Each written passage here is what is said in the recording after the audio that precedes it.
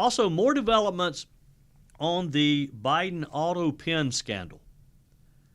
As President Trump reportedly ordered further investigation, he wants the White House staff, in cooperation with other federal agencies, DOJ, to investigate to the full extent of just what Joe Biden knew about some of the documents that were being used or being signed by this Autopen.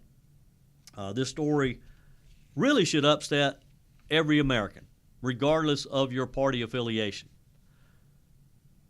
The President of the United States, the most powerful man in the world, Joe Biden at the time, may not have been signing his own name to a lot of very important documents. Now, we know that Autopens are used. Members of the U.S. House of Representatives, U.S. senators use Autopens. But typically, it's to sign birthday cards or general correspondence, letters back to constituents. Rarely do you hear about an Autopen being used for very important documents like a pardon, for example.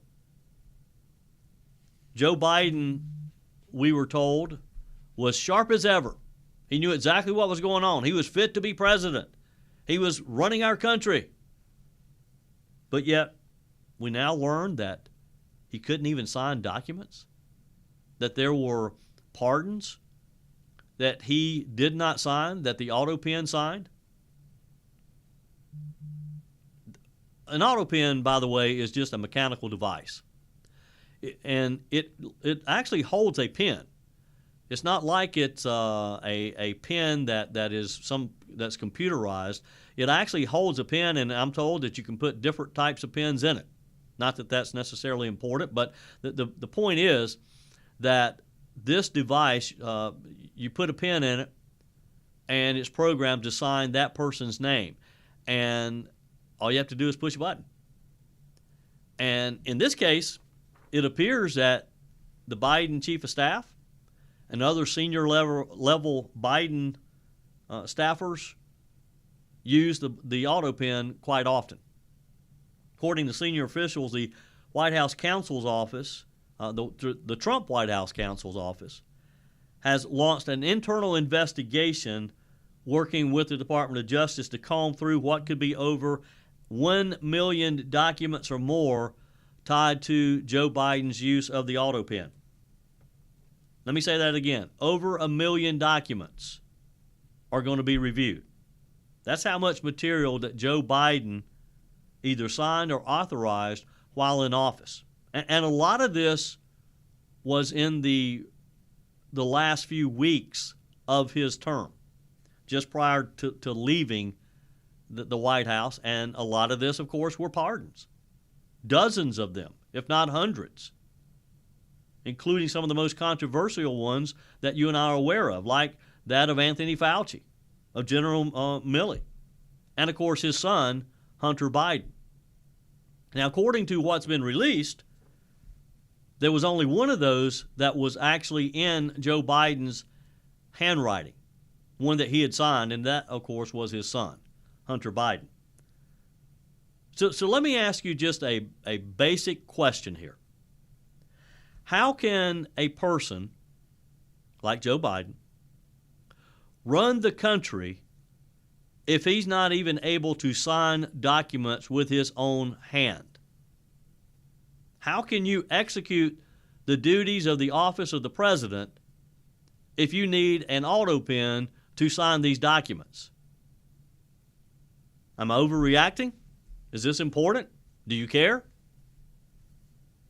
The media, of course, mainstream media has gone silent, because if they report on this and if they make a big deal out of it, then it kind of makes Biden look feeble, as we know he was. But yet they don't want to admit that. So they're laying low on this story because they want it to go away. Now, the question is, does it matter? Some people have said, well, this could potentially be a constitutional crisis.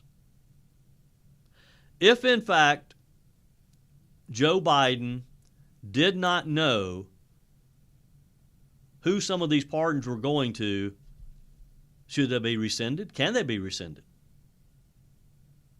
Or is it just a given that if the White House Chief of Staff, Mr. Zients at the time, did he have the authority to sign these pardons, to offer these pardons, with Joe Biden giving him that authority to do so? Was that okay? Or should the president himself know every single name? Should he be aware of every name? And again, in Biden's, they signed over 1,500 pardons during his term, the most in modern history. Should Joe Biden, should we expect that he know all those names, have a little bit of detail about who they were and what their offense was? Should we continue to focus on this? Or is this one of those issues that, hey, what's done's done, move on? 800-655-MIKE, 800-655-6453. Your calls are welcome, as are your texts on the MyPillow text line. More developments, of course, on the Joe Biden Autopen scandal. I asked the question a minute ago, is this important to you? Or is this one of those issues that we just need to move on from? Many of you sent me a note on the MyPillow text line. Texter says Joe Biden's chief of staff pled the fifth this morning to a congressional committee. They don't want to talk about it because they know it was wrong. Texter says, question, how does one person sign 1 million documents? Well, I don't think it meant that he had signed 1 million, but there are 1 million documents that had some type of, needed a signature, not all of them.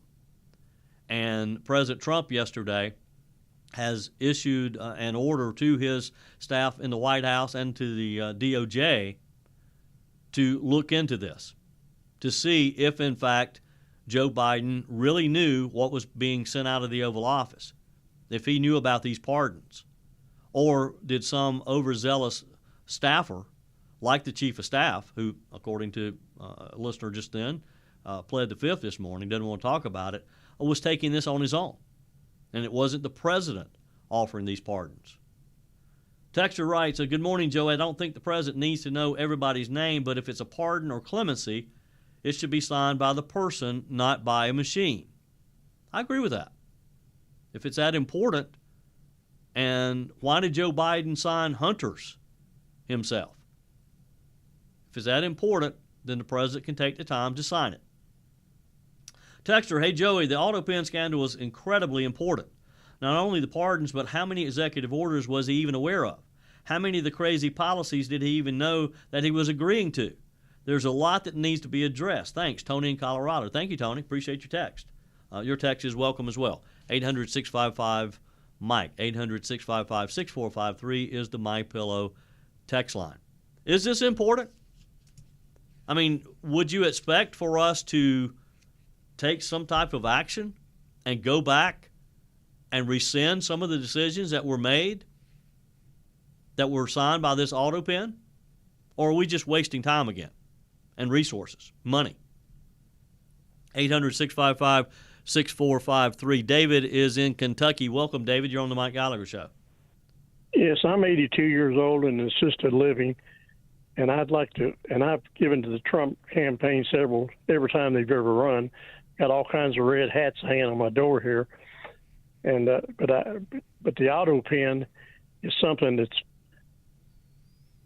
should be illegal, and it should be that anybody that wasn't pardoned by the President Biden, they should go back to jail. Yeah, they should be. It's really sad that the governor of some Kentucky, like Kentucky and some other states, can pardon individuals. Yeah, but during this, because of state constitutions. According to the United States Constitution, it can't be done in Washington, D.C., except by the President of the United States. And if he's not aware of an Autopen, then I've seen Autopens. We sign them for junk mail. Yeah, and it's right. And it's not legal. Anybody can do it. If you're an employee of the corporation, you can sign junk mail, and you shouldn't be able to sign pardons. Yeah. Well, and David, you make a good point, and that's what, Autopens are used quite often for general correspondence, Congressmen use them, senators use them. It's been used in the White House a lot. I mean, President Trump uses it. I'm sure that there's a lot of things that are signed that are just general correspondence that the president just would not have time to sit down and sign. But they feel that it needs a signature. And again, if you don't know the difference, it's kind of hard to tell the difference because it's a real pen that's put in this machine that duplicates the president's signature. But for something like a pardon, I think that's totally different. And why did the president feel that it was important for him to personally sign Hunter Biden's if it wasn't important that he signed the other pardons? 800-655-6453. Mary Ann is in San Antonio, Texas. Welcome, Mary Ann.